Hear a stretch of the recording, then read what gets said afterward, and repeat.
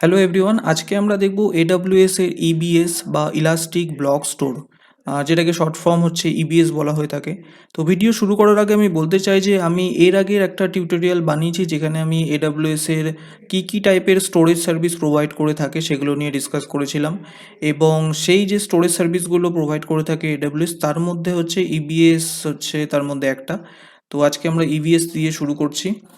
এবং এখানে আমি আরেকটা জিনিস বলে রাখতে চাই যে আমরা অলরেডি অনেকগুলো টিউটোরিয়াল দেখেছি যেখানে আমি কিভাবে ভার্চুয়াল সার্ভার ক্রিয়েট করতে হয়, সিকিউরিটি গ্রুপ কি এবং আরও অনেক কিছু এরকম মানে টিউটোরিয়াল আমি বানিয়েছি। তো আপনি চাইলে সেগুলো প্লেলিস্টে গিয়ে দেখতে পারেন। তো আমরা যখন কোনো ভার্চুয়াল সার্ভার ক্রিয়েট করেছি AWS এর মধ্যে, তখন আমাদেরকে একটা স্টোরেজ সার্ভিস ইউজ করতে হয়েছে যেখানে আমাদের অপারেটিং সিস্টেমটা ইনস্টল হয়েছে। তো সেই যে স্টোরেজ সার্ভিসটা আমরা ইউজ করেছি সেটাই হচ্ছে বেসিক্যালি EBS বা ইলাস্টিক ব্লক স্টোর। তো এই ভিডিওতে আমরা দেখব যে অ্যাকচুয়ালি ব্লক স্টোর কি, মানে এটাকে অ্যাকচুয়ালি ব্লক কেন বলা হয়ে থাকে এবং এর কিভাবে কাজ করে ব্লক স্টোর এবং এর কি কি ভাগ আছে সেগুলো আমরা আজকে ডিসকাস করব। তো সবার প্রথমে এখানে আপনি একটা ডায়াগ্রাম দেখতে পাচ্ছেন যেখানে আমি দেখিয়েছি যে এই সাইডে যেটা আপনি দেখতে পাচ্ছেন সেটা হচ্ছে আপনার একটা স্টোরেজ সার্ভিস বা EBS ভলিউম। ওকে, এটা হচ্ছে আপনার মানে আপনার কাছে একটা সার্ভার আছে, ভার্চুয়াল সার্ভার আছে, এবং সেই সার্ভারের সাথে আপনি একটা স্টোরেজ সার্ভিস অ্যাটাচ করেছেন এবং সেখানে কিছু আপনি ডেটা রেখেছেন। ওকে, তো ধরে নেওয়া যাক যে এইটা হচ্ছে আপনার সেই স্টোরেজ সার্ভিস, কিন্তু এটা হচ্ছে একটা EBS ভলিউম। ওকে, EBS স্টোরেজ সার্ভিস। এইবার এখানে কি হচ্ছে, এই যে এই সাইডে আপনি একটা দেখতে পাচ্ছেন, এটা হচ্ছে আপনার ডেটা। ওকে, এটা হচ্ছে আপনার ডেটাটা যে কোনো ডেটা হতে পারে। এবার ডেটাটা বেসিক্যালি এখানে কি হয়, মানে এটার মেন যেটা জানার যে বিষয় সেটা হচ্ছে অ্যাকচুয়ালি ব্লক স্টোর কিভাবে কাজ করে। ব্লক স্টোর বেসিক্যালি কি হয় যে আপনার কাছে যেই ডেটাটা থাকবে এবং সেই ডেটাটা যখন আপনি আপনার EBS ভলিউমে যখন স্টোর করবেন, সেই ডেটাটা বেসিক্যালি ব্লকে ডিভাইড হয়ে যাবে। মানে আপনার কাছে পুরো একটা ডেটা আছে, এটা দেখতে পাচ্ছেন, এটা পুরো একটা ডেটাটা যে কোনো ডেটা হতে পারে, একটা এক্সেল ফাইল হতে পারে, PDF ফাইল হতে পারে, বা মিউজিক ফাইল হতে পারে, বা যে কোনো ডেটা হতে পারে। ওকে, তো সেই ডেটাটা কি হয়, সেই ডেটাটা যখন আপনি EBS ভলিউমে স্টোর করেন, সেই ডেটাটা বেসিক্যালি ব্লকে ডিভাইড হয়ে যায়। ব্লকে ডিভাইড কিভাবে হয়, এখানে আপনি দেখতে পাচ্ছেন যে ডেটাটা ডিভাইড হয়ে যাচ্ছে, মানে এটা একটা পুরো ডেটা ছিল, সেই ডেটাটা আপনার ব্লক ওয়াইজ ডিভাইড হয়ে গিয়ে আপনার যে স্টোরেজ সার্ভিস আছে সেখানে সেভ হবে। মানে ডেটাটা আপনার যেরকম ছিল সেরকম কিন্তু আর নেই, ডেটাটা ভেঙে গেল, পুরো ভেঙে গিয়ে আলাদা আলাদা ব্লক হলো। আর এই যে ব্লকগুলো তৈরি হয় এগুলো কিন্তু ইভেন নাম্বারে তৈরি হয়। ইভেন মানে কি, এটা সমান ভাগে ভাগ, মানে এই ডেটাটা টোটাল সমান ভাগে ভাঙবে এবং সেই ডেটাটা গিয়ে আপনার ব্লক যে স্টোর আছে সেখানে এটা সেভ হবে। ওকে, তো এইভাবে বেসিক্যালি EBS ভলিউমে ডেটা স্টোর হয়ে থাকে, এই জন্যে এটাকে ব্লক স্টোর বলা হয়ে থাকে, বিকজ এখানে ডেটাটা ব্লক হিসাবে ডিভাইড হয়ে যায় এবং সেটা হচ্ছে পুরোপুরি সমানভাবে হয়, অথবা আপনি ইভেন নাম্বারে হয় বলতে পারেন। তো এরপরে কি হয়, যখন আপনার এই ডেটাটা স্টোর হচ্ছে এখানে, ওকে, ডেটাটা যখন আপনার এখানে স্টোর হচ্ছে দেখতে পাচ্ছেন, ডেটাটা তো পুরো ভেঙে গেছে, মানে একটা ব্লকে ডিভাইড হয়ে গেছে। কিন্তু যখন এটাকে আবার রিট্রিভ করা হবে, মানে এই ডেটাটা যখন আবার আপনার দরকার হবে, তখন সেটা কিভাবে হয়, তো সেটা হচ্ছে বেসিক্যালি AWS কী করে, এটাকে ইন্ডেক্সিং করে। ইন্ডেক্সিং বলতে পারেন যে আপনি 1 2 3 4 করে নাম্বারিং করা হলো। জাস্ট আমি এখানে এক্সাম্পলের জন্য 1 2 3 4 করেছি। মানে কোন ব্লকটা কোথায় আছে তার একটা ইনফরমেশান থাকে AWS এর কাছে, এবং সেই ইনফরমেশান বা ইন্ডেক্সিংয়ের উপর ডিপেন্ড করেই সেটা আবার রিট্রিভ করা হয়। তো সেটা বেসিক্যালি কীভাবে কাজ করে, যে আপনার ডেটাটা এইভাবে সেভ হয়েছে এবং যখন আপনার এই ডেটাটা দরকার হবে বা রিট্রিভ করবেন, তখন আবার কি হবে, সেই ইন্ডেক্সিং অনুযায়ী পরপর ডেটাটা আবার সেমভাবে আপনার কাছে চলে আসবে। ওকে, মানে ডেটাটা যেভাবে ভেঙে গিয়ে স্টোর হয়েছিল সেই একই সিকোয়েন্সে আবার ডেটাটা সাজিয়ে আপনার কাছে চলে আসবে। ওকে, তো পুরোপুরি ডেটাটা যেভাবে আপনার আগে ছিল সেইভাবে আপনি পেয়ে যাবেন। তো এটাই হচ্ছে মেন ব্লক স্টোরের কনসেপ্ট, মানে এটাকে এই জন্যই ব্লক স্টোর বলা হয়ে থাকে, বিকজ এখানে ডেটাটা টোটাল ডিভাইড হয়ে যায় ছোট ছোট ব্লকে এবং সেটা গিয়ে আপনার EBS যে ভলিউম থাকে সেখানে স্টোর হয়ে থাকে। তো এই হচ্ছে টোটাল EBS ভলিউম, এইভাবে কাজ করে। এবং এরপরে যেটা আমরা দেখব সেটা হচ্ছে AWS এর যে EBS ভলিউম আছে তার কিছু আমি পয়েন্ট আলাদা আলাদা করে ডিসকাস করব, যেগুলো হচ্ছে জেনে রাখার আপনার দরকার। তো চলুন দেখে নিই, সেই কিছু আমি পয়েন্ট আপনাকে ডিসকাস করছি আপনার সাথে। তাহলে এখন আমরা দেখব যে EBS ভলিউমের কিছু মানে পয়েন্টস আছে, মেন কিছু পয়েন্ট যেগুলো আমি এখানে ডিসকাস করব আপনাদের সাথে। তো চলুন একটা একটা করে পয়েন্ট আমি ডিসকাস করি এবং তাদের কি কি মানে বেনিফিটস কি কি আছে সেগুলো আমরা এখানে দেখে নেব। তো ইভিএস নিয়ে আমি অলরেডি বললাম। তো সবার প্রথম যে পয়েন্টটা আছে সেটা হচ্ছে Amazon elastic block store is an easy to use high performance block storage services design for use with Amazon elastic compute cloud. Okay, এর মানে হচ্ছে কি যে অ্যামাজন ইলাস্টিক ব্লক স্টোর বা ইবিএস যেটাকে বলা হয়ে থাকে সেটা হচ্ছে একটা high performance block storage service, যেটাকে স্পেশালি ডিজাইন করা হয়েছে EC2 ক্লাউড কম্পিউট যে সার্ভিস প্রোভাইড করে থাকে AWS বা ভার্চুয়াল সার্ভার, যেটা আপনি মানে আমরা অলরেডি ইউজ করেছি, তার জন্যই ইবিএসটাকে তৈরি করা হয়েছে। মানে এটা কিন্তু শুধুমাত্র মানে আপনাকে এটা মনে রাখতে হবে, ইবিএস যে ভলিউম টাইপ হয় বা ইবিএস যে স্টোরেজ সার্ভিস আছে সেটা কিন্তু শুধুমাত্র ভার্চুয়াল সার্ভারের সাথেই কাজ করে, অন্য কোথাও আপনি এটাকে ইউজ করতে পারবেন না। এই জন্য এখানে লেখা আছে যে শুধুমাত্র ইলাস্টিক কম্পিউট ক্লাউড বা EC2 যেটাকে আমরা বলে থাকি বা ভার্চুয়াল সার্ভার যেটাকে আমরা বলে থাকি, তার সাথেই শুধুমাত্র ইবিএস ভলিউম কাজ করে থাকে এবং এটা খুবই একটা high performance block storage service. Okay, এবং দ্বিতীয় পয়েন্ট যেটা আছে সেটা হচ্ছে you can choose from 5 different volume type to balance optimal price and performance. এর মানে হচ্ছে কি, ইবিএস ভলিউম যে আছে এটা টোটাল 5টা ভাগে এডাব্লিউএস ভাগ করেছে। আমরা প্রতিটা ভাগ নিয়ে ডিসকাস করব এবং প্রতিটা ভাগ কী কী আছে সেগুলো আমরা একটা একটা করে দেখব। তো আপনি প্রতিটা ভাগ যে আছে তার মধ্যে যেটা আপনার প্রয়োজন আপনি সেইভাবে ইউজ করতে পারেন, এবং প্রতিটা যে ভাগ আছে তাদের কিন্তু আলাদা আলাদা পারফরমেন্স হয়ে থাকে, তাদের ইউজ কেস যেটা হয় অ্যাকচুয়ালি কোনটা কিসের জন্য ইউজ করতে হবে তারও আলাদা আলাদা বেনিফিটস আছে। তো সেটা আমরা যখন আমি আরও বলবো কোনটা কি অ্যাকচুয়ালি কিসের জন্য কাজে লাগে, তো সেটা দেখলে আপনি আরও বুঝতে পারবেন। ওকে, তো এটা একটা পয়েন্ট ছিল, ইম্পর্টেন্ট পয়েন্ট। এরপরে যেটা আছে সেটা হচ্ছে you can achieve single digit millisecond latency for high performance database workloads. মানে ইভিএস যে ভলিউম টাইপ প্রোভাইড করে থাকে এডব্লিউএস। ওকে, তো সেটা এমন একটা স্টোরেজ সার্ভিস যেখানে আপনি সিঙ্গেল ডিজিট মিলিসেকেন্ড লেটেন্সি পাবেন। সিঙ্গেল ডিজিট মিলিসেকেন্ড লেটেন্সি মানে কি, মানে আপনার ডেটা যে রিড রাইট হচ্ছে সেখানে যে লেটেন্সি থাকে বা ডেটাটা যে রিড রাইটে যে ডিলে হচ্ছে সেটা খুবই কম পাবেন, মানে 1 থেকে 9-এর মধ্যে লেটেন্সি থাকবে। মানে সেটা হচ্ছে একটা খুবই এতটাই মানে হাই পারফরমেন্স ডেটা মানে স্টোরেজ সার্ভিস প্রোভাইড করে থাকে এডব্লিউএস। তো এই জন্য এখানে বলা হয়েছে যে সিঙ্গেল ডিজিট মিলিসেকেন্ড লেটেন্সি আপনি পাবেন। ওকে, এরপরে যেটা হচ্ছে সেটা হচ্ছে you can change volume type, tune performance or increase volume size without disturbing your critical applications. তো এটার মানে হচ্ছে যে এডব্লিউএস টোটাল 5টা, এখানে আমি অলরেডি বললাম যে টোটাল 5টা ডিফারেন্ট ভলিউম টাইপ প্রোভাইড করে থাকে, এবং আপনার যদি রিকোয়ারমেন্ট এরকম হয় যে প্রতিটা যে 5টা মানে ভলিউম টাইপ আছে তাদের এক একটা বেনিফিটস আছে, এবং আপনি সেই যে 5টা ভলিউম প্রোভাইড করে থাকে আপনি সেটাকে চেঞ্জ করতে পারেন যখন ইচ্ছা, আপনার রিকোয়ারমেন্টের উপর ডিপেন্ড করে। হতে পারে যে আপনি একটা ভলিউম টাইপ নিয়েছেন এবং সেটার পারফরমেন্স হয়তো আপনার ভালো লাগছে না, তো আপনি সেটাকে চেঞ্জ করে অন্য ভলিউমে করতে পারেন। তার জন্য আপনাকে কোনো কিছু ডিলিটও করতে হবে না, কিছুই করতে হবে না, এটা আপনি পুরো লাইভ করতে পারেন। তো যখন আমরা প্র্যাকটিক্যাল করব এই জিনিসটা আরও ভালোভাবে দেখতে পারবো এবং বুঝতে পারবো। ওকে, তো এরপরে যেটা আছে সেটা হচ্ছে Amazon EBS architecture offers reliability for mission critical applications. তো এটার মানে হচ্ছে যে AWS এর যে ইবিএস ভলিউম আছে সেটাকে ডিজাইন করা হয়েছে এমনভাবে যেটা মিশন ক্রিটিক্যাল অ্যাপ্লিকেশনস যেগুলো হয় তার সাথেও খুব ভালোভাবে কাজ করতে পারে। মিশন ক্রিটিক্যাল অ্যাপ্লিকেশন বলতে কি বোঝায়, যে এমন টাইপের কোনো অ্যাপ্লিকেশনস বা এমন টাইপের কোনো কাজ যেখানে আপনার সামান্যতম যদি ডেটা ডিলে হয় রিড রাইটে, তাহলে সেই মানে মানে সেখানে একটা বিশাল বড় প্রবলেম হতে পারে। তো এক্সাম্পল যদি আমি বলতে পারি যে রকেট লঞ্চিং যখন হয়ে থাকে সেখানে যে ডেটা রিড রাইট হয়ে থাকে সেখানে, তো সেখানে যদি সামান্য পরিমাণ ডিলে হয়ে যায় তাহলে কিন্তু বিশাল বড় একটা প্রবলেম হতে পারে।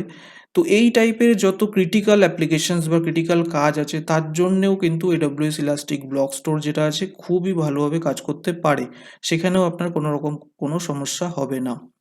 ওকে, এরপরে যেটা আছে সেটা হচ্ছে EBS volume are design to protect against failure by replicated within the availability zone offering 99.999% availability.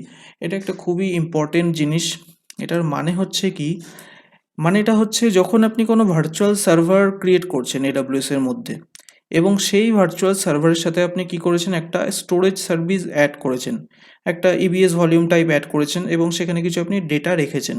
এবার কখনো এরকম হতে পারে যে AWS এর এন্ডে, ঠিক আছে, বেসিক্যালি হয় না এটা, তো AWS এর এন্ডে যদি কখনো হার্ডওয়্যার ফেলিওর হয়ে থাকে তাহলে কি হবে, আপনার ডেটাটা লস হওয়ার চান্সেস থাকতে পারে। সেই জন্য কি করে এডাব্লিউএস আপনার যে ডেটাটা থাকে তার একটা অটোমেটিক্যালি ব্যাকআপ নিজের কাছে রেখে দেয় এবং সেটা রাখে সেম অ্যাভেলেবিলিটি জোনে। সেম অ্যাভেলেবিলিটি জোন বলতে কি বোঝাচ্ছে, মানে আপনার যে ভার্চুয়াল সার্ভারটা ক্রিয়েট হয়েছে কোথায়, আর ধরে নেওয়া যাক যে ইন্ডিয়াতে টোটাল 3টে ডেটা সেন্টার আছে এডব্লিউএস এর। এবার তার মধ্যে আপনি 1 নম্বর ডেটা সেন্টার যেটা আছে সেখানে আপনি আপনার ভার্চুয়াল সার্ভার ক্রিয়েট করেছেন এবং সেখানে আপনার ডেটা সমস্ত কিছু আছে। এবার এডব্লিউএস কী করবে, সেই 1 নম্বর ডেটা সেন্টারেই আপনার যে যত ডেটা আছে তার একটা ব্যাকআপ অটোমেটিক্যালি এডব্লিউএস নিজের কাছে রেখে দেবে এবং সেটা কিন্তু আপনি দেখতে পাবেন না কখনো।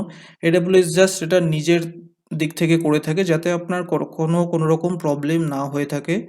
মানে কোনো রকম যদি হার্ডওয়্যার ফেলুয়ার হয়ে থাকে এডব্লিউএস এর তরফ থেকে, তাতেও যাতে আপনার ডেটাটা লস না হয় তার জন্য এটা করে থাকে। এবং সেটা শুধুমাত্র সেম অ্যাভেলেবিলিটি জোনে হয়ে থাকে, মানে আপনার যেই ডেটা সেন্টারে আপনার সার্ভার থাকবে সেই ডেটা সেন্টারে কিন্তু আপনার ডেটাটার ব্যাকআপ হবে, অন্য কোনো ডেটা সেন্টারে এটা হবে না। ওকে, এটা কিন্তু খুবই একটা ইম্পর্টেন্ট পয়েন্ট। এরপরে যেটা আছে সেটা হচ্ছে EBS encryption. EBS encryption is supported by all volume type. এর মানে হচ্ছে যে এডব্লিউএস টোটাল 5 টাইপের ইবিএস ভলিউম দিয়ে থাকে, যেটা আমরা দেখবো এরপরে। তার সেগুলো সবকটাই এনক্রিপশন সাপোর্ট করে। ঠিক আছে, এনক্রিপশন কি সেটা আমরা প্র্যাকটিক্যালি দেখবো পরে। তো সমস্ত যে ভলিউম টাইপ প্রোভাইড করে থাকে তার মধ্যে সবগুলোই এনক্রিপশন সাপোর্ট করে থাকে, এটা বেসিক্যালি একটা সিকিউরিটি ফিচার। এরপরে যেটা আছে সেটা হচ্ছে ইউজ কেস, মানে কোথায় অ্যাকচুয়ালি ইবিএস ভলিউম ইউজ করলে খুবই ভালো হবে সেটা এখানে দেওয়া আছে। তো ইউজ কেসের মধ্যে হচ্ছে এন্টারপ্রাইজ অ্যাপ্লিকেশনস আছে, তারপরে রিলেশনাল ডেটাবেস যেটা থাকে সেখানে আপনি ইউজ করতে পারেন, নো সিকিউর ডেটাবেস যেটা হয় সেখানে আপনি ইবিএস ইউজ করতে পারেন, big data analytic engines, file system এবং মিডিয়া ওয়ার্কফ্লো এরকম টাইপের যদি কোনো রিকোয়ারমেন্ট থাকে তাহলে আপনি ইবিএস ভলিউম ইউজ করতে পারেন, সেখানে এগুলো খুবই ভালোভাবে কাজ করবে। এবং ইবিএস ভলিউম যে হয় সেগুলোর কিন্তু আলাদা আলাদা মানে ভাগ আছে, এবং কোন ভাগ বলতে কি, মানে আলাদা আলাদা ভলিউম টাইপ প্রোভাইড করে থাকে এবং সেই যে ভলিউমগুলো আছে তাদের আলাদা আলাদা বেনিফিট আছে এবং কোনটা কোথায় ইউজ করতে হবে সেটাও আমরা একটা একটা করে দেখব। ওকে, তো এখানে আমি লাস্ট আর একটা পয়েন্ট বলতে চাই যে আপনি যেই ডেটা সেন্টারে আপনার ভার্চুয়াল সার্ভার ক্রিয়েট করবেন সেই ডেটা সেন্টারে কিন্তু আপনার ইভিএস স্টোরেজ সার্ভিসটা আপনাকে নিতে হবে। ঠিক আছে, হতে পারে যে ইন্ডিয়াতে আপনার 3টে টোটাল ডেটা সেন্টার আছে এবং এই 3টের মধ্যে যে কোনো একটিতে আপনি ভার্চুয়াল সার্ভার ক্রিয়েট করেছেন এবং ক্রিয়েট করার পরে আপনার যে ইবিএস যে ভলিউম হবে, ঠিক আছে, আপনি একটা স্টোরেজ সার্ভিস অ্যাড করতে চাইছেন আপনার সার্ভারের সাথে এবং সেই যে স্টোরেজ সার্ভিসটা হবে সেটা কিন্তু আপনাকে সেম ডেটা সেন্টারেই নিতে হবে যেখানে আপনার ভার্চুয়াল সার্ভারটা রয়েছে।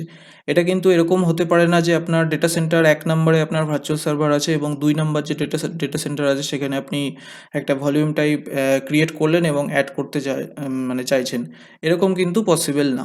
এটা একটা খুবই একটা ইম্পর্টেন্ট জিনিস, তো এটা আমরা প্র্যাকটিক্যালি যখন করব আরও ডিটেলস আমি আপনাকে দেখাবো সেখানে, তাহলে কনসেপ্টটা পুরো ক্লিয়ার হয়ে যাবে আপনার। ওকে, তো এরপরে আমরা দেখব যে কিভাবে অ্যাকচুয়ালি মানে এডব্লিউএস এর যে টোটাল কি টাইপের ভলিউম টাইপ হয়ে থাকে সেগুলো নিয়ে আমরা ডিসকাস করব। অ্যামাজন ইবিএস ভলিউম যে সার্ভিসটা প্রোভাইড করে থাকে বা ইবিএস ইলাস্টিক ব্লক স্টোর, এটাকে টোটাল অ্যামাজন 5টি ভাগে ভাগ করেছে। ওকে, টোটাল 5টা ভাগ আছে এর। তার মধ্যে আমরা একটু একটু করে সমস্ত কিছুই দেখব। তো সবার প্রথম যেটা আছে মেন সেটা হচ্ছে এসএসডি এবং এইচডিডি।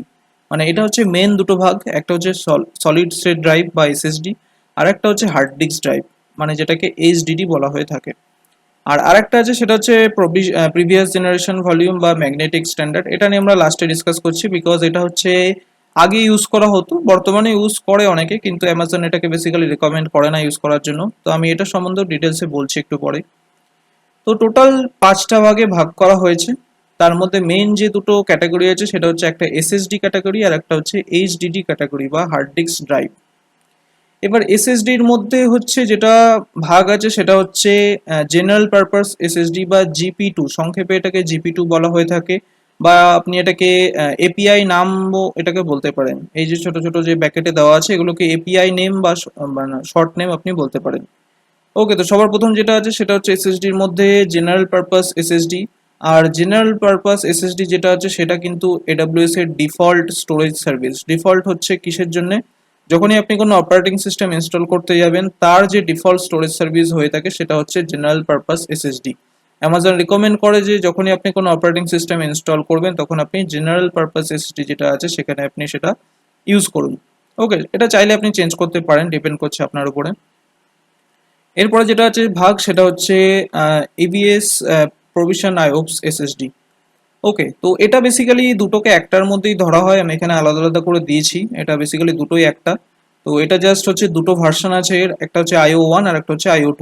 তো এখানে বোঝাই যাচ্ছে যে IO1 এবং IO2 এর মধ্যে ডিফারেন্স শুধুমাত্র এটাই যে IO2 যেটা আছে সেটা বেটার কাজ করে IO1, IO যে 1 আছে তার থেকে। ওকে, তো এসএসডি যেটা হয় তার মধ্যে মেইন দুটো ভাগ আছে আমি বললাম, একটা হচ্ছে জেনারেল পারপাস এসএসডি বা জিপি2, আর একটা হচ্ছে প্রভিশন আইওপস এসএসডি বা IO1 বা IO2। ওকে, এটা হচ্ছে গেল সলিড স্টেট ড্রাইভ বা এসএসডির ভাগ। এবং যেটা হচ্ছে হার্ড ডিস্ক ড্রাইভ আছে তার মধ্যে দুটো ভাগ আছে, একটা হচ্ছে থ্রুপুট অপটিমাইজ এইচডিডি বা ST1, সংক্ষেপে এটাকে ST1 বলা হয়ে থাকে। এবং আরেকটা যেটা আছে সেটা হচ্ছে কোল্ড এইচডিডি বা SC1, এটা সংক্ষেপে এটাকে SC1 বলা হয়ে থাকে। তো এখানেও কনসেপ্টটা সেম, যে থ্রুপুট অপটিমাইজ এইচডিডি আছে, দুটো স্টোরেজ সার্ভিস যে আছে দুটোই কিন্তু আপনার হার্ড ডিস্ক ড্রাইভের ওপর বেস করে তৈরি করা হয়েছে। আর এইগুলো যেটা ছিল এটা কিন্তু এসএসডির উপর বেস করে তৈরি করা হয়েছে। তো এটা হচ্ছে বেসিক্যালি কি, যে এই যে থ্রুপুট অপটিমাইজ এইচডিডি আছে সেটা অনেক বেটার কাজ করে কোল্ড এইচডিডির থেকে। ওকে, তো এই দুটো হচ্ছে এইচডিডি গেল। এবং লাস্ট যেটা আছে সেটা হচ্ছে প্রিভিয়াস জেনারেশন ভলিউম বা ম্যাগনেটিক স্ট্যান্ডার্ড। তো এটার বেসিক্যালি এই মুহূর্তে AWS এটাকে স্টোরেজ সার্ভিসের মধ্যে মানে ইবিএস এর মধ্যে অ্যাকচুয়ালি আপনি যদি সার্চ করেন তাহলে হয়তো দেখাবে না, বিকজ এটা হচ্ছে প্রিভিয়াস জেনারেশন ভলিউম বা ম্যাগনেটিক স্ট্যান্ডার্ড। যখন AWS প্রথম নিজেদের সার্ভিসেস চালু করে তখন এই ভলিউম টাইপটা ইউজ করা হতো এবং তখন শুধুমাত্র এটাই ছিল। তো এটা বেসিক্যালি একটু সস্তা স্টোরেজ সার্ভিস এবং এটার যে কাজ করার ক্ষমতা সেটা কিন্তু খুবই স্লো কাজ করে। কিন্তু এটা বর্তমানে এখনো পর্যন্ত আছে AWS এর মধ্যে, আমরা প্র্যাকটিক্যাল যখন করব সেটা দেখব। এবং এই যে স্টোরেজ সার্ভিস আছে সেটা AWS রেকমেন্ড করে না আপনাকে যে এটা আপনি ইউজ করুন, ঠিক আছে। এর তুলনায় আপনাকে AWS রেকমেন্ড করবে যে আপনি জিপি2 বা জেনারেল পারপাস এসএসডি যেটা আছে সেটা আপনি ইউজ করুন, বিকজ এটা হচ্ছে প্রিভিয়াস জেনারেশন। মানে এক্সাম্পলটা এরকম যে আপনার ইন্টেলের যে প্রসেসরগুলো থাকে, যেমন পুরনো যে প্রসেসরগুলো হয় সেগুলো বেসিক্যালি রিকমেন্ড কেউ করে না যে আপনি সেগুলোকে ইউজ করুন। তো এটারও কনসেপ্ট পুরোপুরি সেম, যে এটা হচ্ছে প্রিভিয়াস জেনারেশন কিন্তু এটা এখনো পর্যন্ত আছে, আপনি চাইলে ইউজ করতে পারেন কিন্তু AWS রেকমেন্ড করে না যে আপনি এটাকে ইউজ করুন। আর এটাকে রাখার একমাত্র কারণ হচ্ছে বিকজ অনেক সময় কি হয়েছে যে অনেক এখনো কাস্টমার আছে AWS এ যারা এখনো পর্যন্ত এই স্টোরেজ সার্ভিস ইউজ করছে, তাই জন্য AWS বেসিক্যালি এটাকে রেখেছে। তো আমরা সমস্তগুলো যে এখানে আপনি ভাগ দেখতে পারলেন তার মধ্যে টোটাল 5টা ভাগই আছে। এটা হচ্ছে আপনার দুটো মেন ক্যাটাগরি, একটা হচ্ছে এসএসডি আর একটা হচ্ছে এইচডিডি। টোটাল 5টা ভাগের মধ্যে কি আমি এখানে দেখালাম, একটা হচ্ছে জেনারেল পারপাস এসএসডি, এখানে একটা গেল। আর এই দুটোকে বেসিক্যালি একটার মধ্যেই ধরা হয়, তো এটাকে আপনি 2 নম্বর ধরতে পারেন। তো 1 2, এখানে 3, এখানে 4, আর এটা হচ্ছে 5। টোটাল 5টাই আমরা দেখতে পাবো যখন আমরা প্র্যাকটিক্যালি করব। ওকে, তো এই ছিল হচ্ছে টোটাল ইবিএস ভলিউম কি এবং ইবিএস ভলিউমের কি কি টাইপ হয়ে থাকে, ইবিএস ভলিউম অ্যাকচুয়ালি কিভাবে কাজ করে। তো নেক্সট যে ভিডিও হবে সেখানে আমি ডিসকাস করব যে এই যে স্টোরেজ সার্ভিসগুলো আছে, এই যে স্টোরেজ সার্ভিসগুলো AWS প্রোভাইড করে থাকে সেগুলোর ডিটেলসে আমি ডিসকাস করব। এবং কোনটাতে কি কি ফিচার্স আছে, কি কি বেনিফিটস আছে, কোনটা কোথায় অ্যাকচুয়ালি ইউজ করতে হবে সেগুলো আমাদেরকে জাস্ট দেখতে হবে। ওকে, তো ভিডিওটি পছন্দ হলে অবশ্যই লাইক করুন, শেয়ার করুন এবং সাবস্ক্রাইব করুন আমার চ্যানেলটিকে। এবং সাবস্ক্রাইব করার সময় বেল আইকনটি অবশ্যই প্রেস করবেন, না হলে আমি AWS রিলেটেড যত নতুন ভিডিও বানাবো সেগুলো কিন্তু আপনার কাছে নোটিফিকেশনে যাবে না। তো চলুন আমরা নেক্সট ভিডিওতে ইবিএস ভলিউমের যে টাইপ আছে সেগুলো নিয়ে আরও ডিটেলসে ডিসকাস করব।